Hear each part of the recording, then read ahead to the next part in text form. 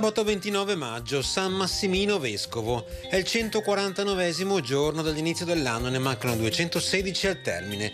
Il sole sorge alle 5:27, tramonta alle 20:49. La luna sorge a mezzanotte, tramonta alle 8:14.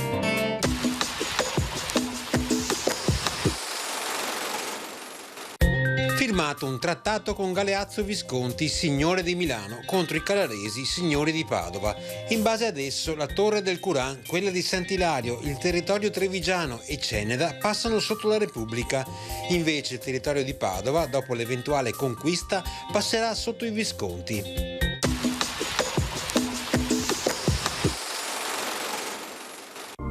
Le previsioni per domani. Cielo in prevalenza poco nuvoloso, salvo maggiori addensamenti in prossimità dei rilievi nelle ore pomeridiane. Precipitazioni in prevalenza assenti, salvo probabilità bassa di occasionali piovaschi o rovesci pomeridiani sulle zone prealpine e pedemontane. Temperature in pianura minime in locale variazione, massime in calo.